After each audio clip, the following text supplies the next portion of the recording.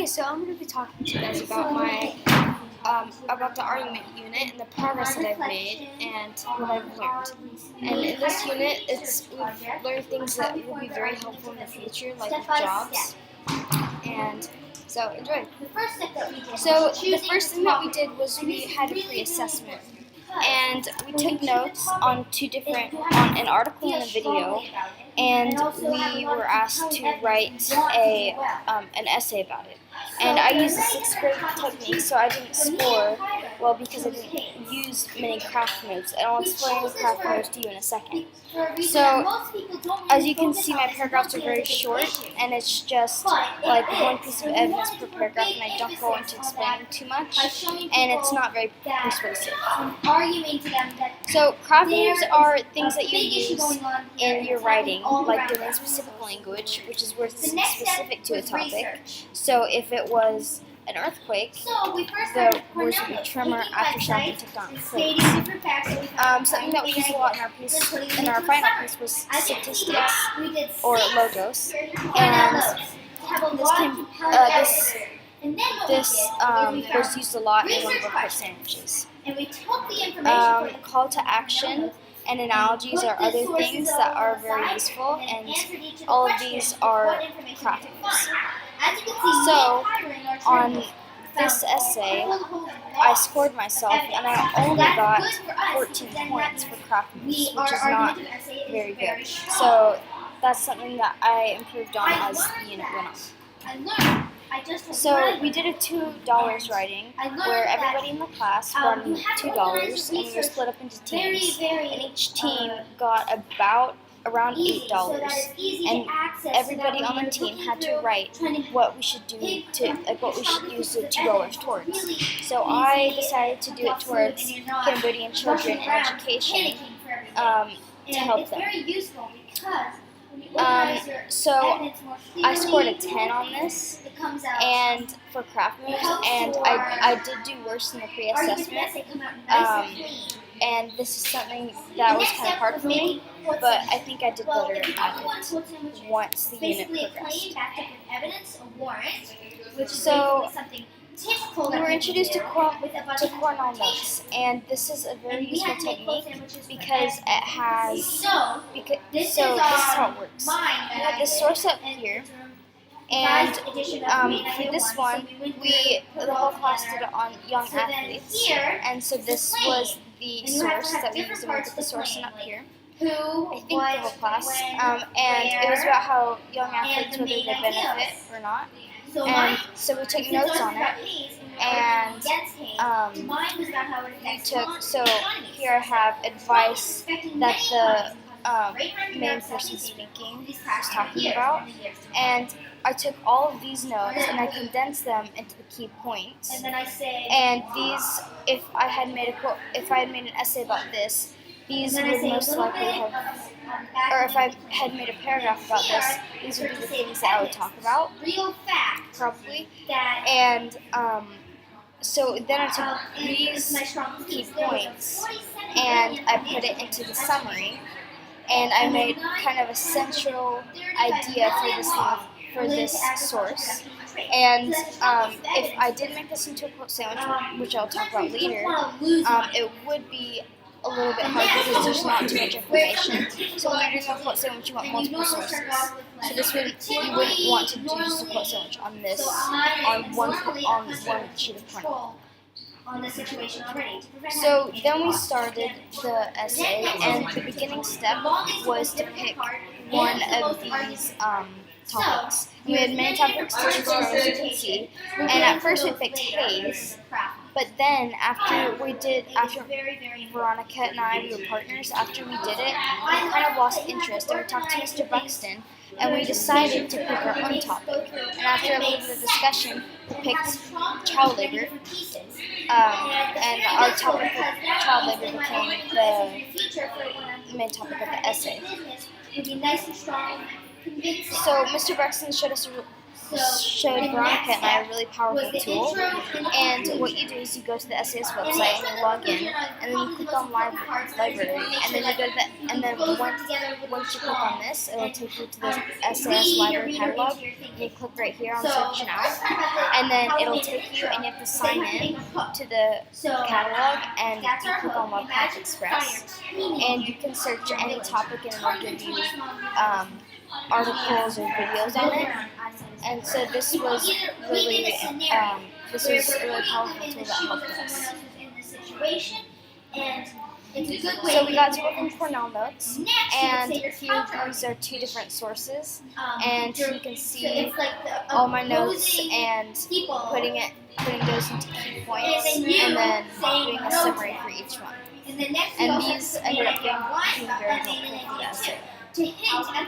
So then we took the Cornell notes, Veronica and I, and we began to try to see about charting. And so what we did is we looked at all the Cornell notes, and we decided on the things that they had in common. So, for example, one of the things that the articles had in common was it talked about the negative effects of childhood. And so what we would do is, once we took the negative effects, what we did is we put the source that talked about that.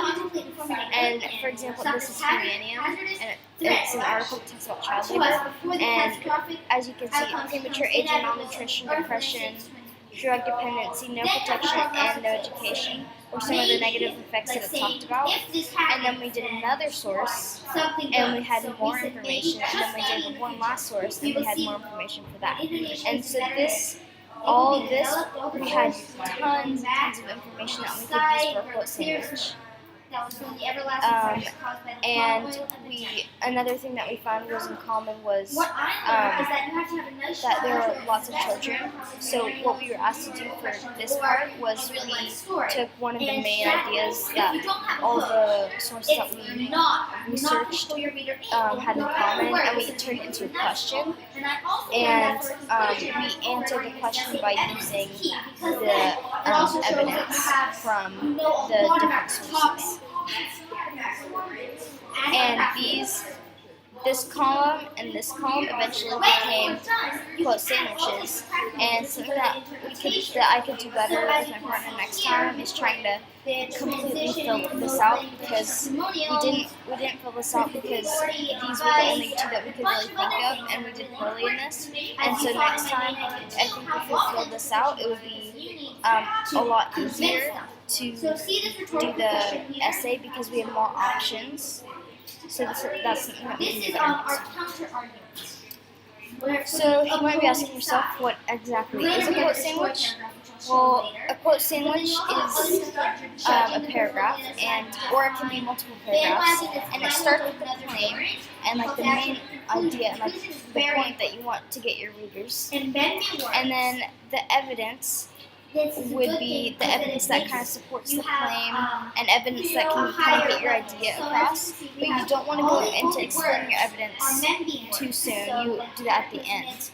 So then you do a warrant, and an example of a warrant would be one that I think we use in our essay would be generally adults don't give children dangerous tools. And so it's just, a warrant is just something that it's common knowledge and like everybody knows it, and everybody can relate to, or at least has kind of some background knowledge on that. And then interpretation and reasoning is explaining the importance or how the evidence kind of relates back to the claim and like why the reader should sort of care. And then, so that's what a quote sandwich is. So, okay, so before we took one column and this became a quote sandwich, and then we took another column and this became a quote sandwich. So then we worked on a counter argument. And it was what we did was Veronica was fighting for the counterpoint, even though she didn't want to, and even though she agreed with me that child labor should be stopped. But we just did it so we could have a strong counter argument, and a strong counter argument makes your argument even stronger if you can fight your point back. So what I did is I argued the importance of stopping child labor, and Veronica argued the importance of keeping child labor and like why it's good. So what we did is first we did it verbally, and then we on our document we typed we wrote down what they had said, and this we took this stuff from that and eventually got our counter argument part for our essay. So at this point, we had worked on our quote sandwich 1, quote sandwich 2, and counter argument. And though they weren't done yet, we had like the basis. But we hadn't worked out the start to the essay or the finish. So, or aka the introduction and the conclusion. So Mr. Braxton taught us about introductions and conclusions.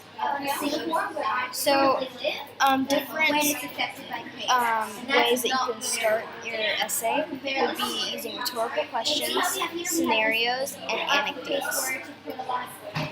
So this is a slide that Mr. Buxton had, and as you can see, the rhetorical question would be kind of asking like a question for readers to think about, and this was an easy way to start it.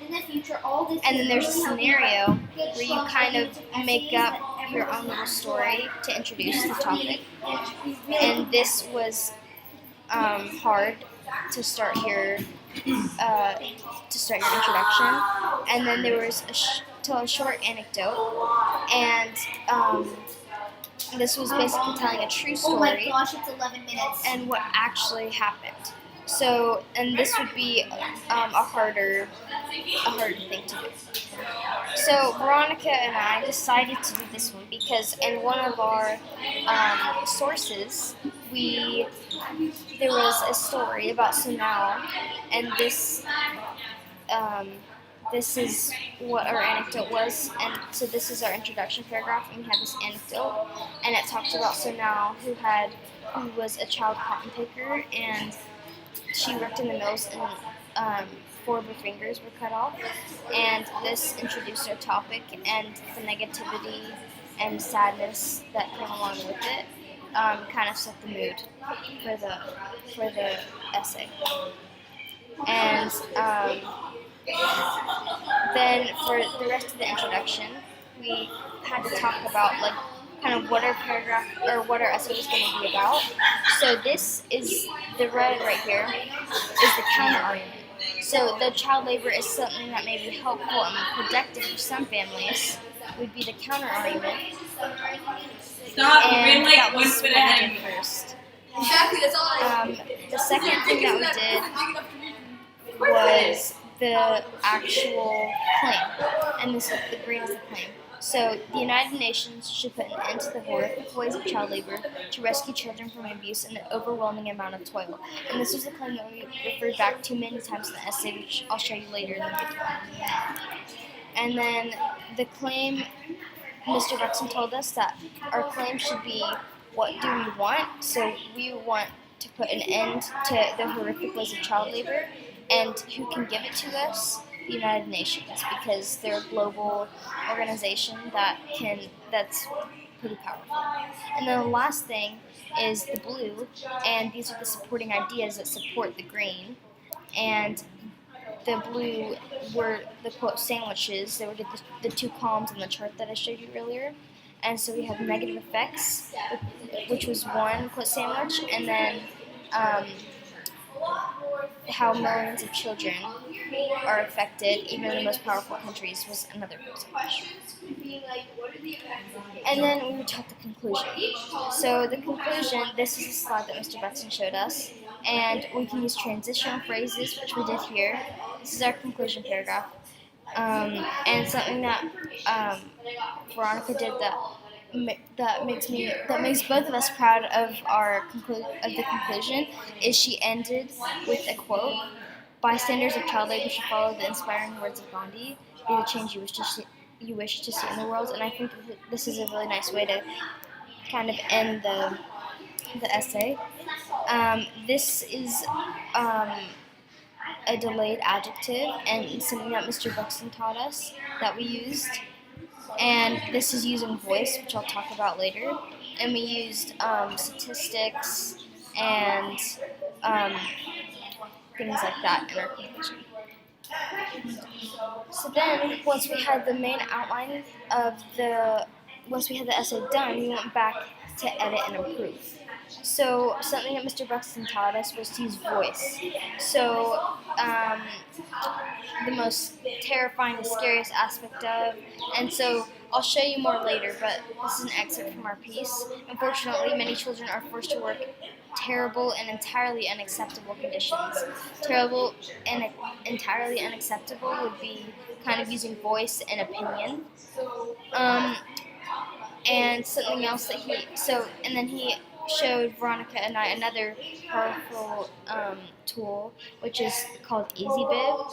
And what you do is you put in the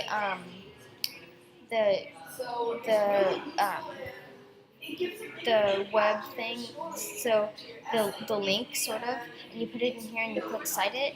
And what you do is you fill out some of it. It'll fill out for you, like maybe the author or who published it and everything. And then if there are empty spaces, you fill them in. And what it will do is it'll give you things like this that we were able to copy and paste back into our essay. And he also said that we needed to do it by alphabetical order, which we did. And this makes the essay seem more like professional. And this is this is all the editing, an example of all the editing that Veronica and I did and the hard work that we put into this essay. So now I'm going to show you the final piece. And then there's interpretation. So our title that we came up with is Child Labor, Protect the Children. And this related back to our claim. And as you can see, all the orange is in the two quote sandwiches we referred back to the claim, but we rephrased it. And so another reason why, and so we rephrased it every time, but something that we could have done better is in the conclusion, restating the claim at the end, which we failed to do. And that's something that we can do better next time. And as you can see, this is the conclusion, and we also refer back to the claim. This purple is the anecdote, like I showed you earlier. And then the red is voice. So, like I talked about, we were talking about this episode, and we were saying how it was sad, angering, and frustrating, unacceptable and shameful, and things like that. We have multiple examples in our piece, but it's a lot to highlight. This yellow is the evidence and the statistics that we used.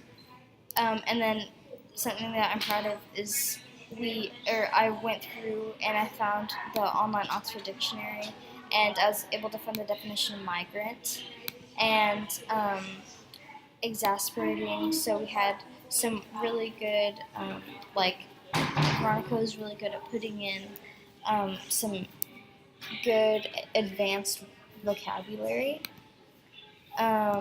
This is a quote, and it's really powerful it's really sad too, because these children that are suffering from child labor, we talked about like some of the consequences that has on children.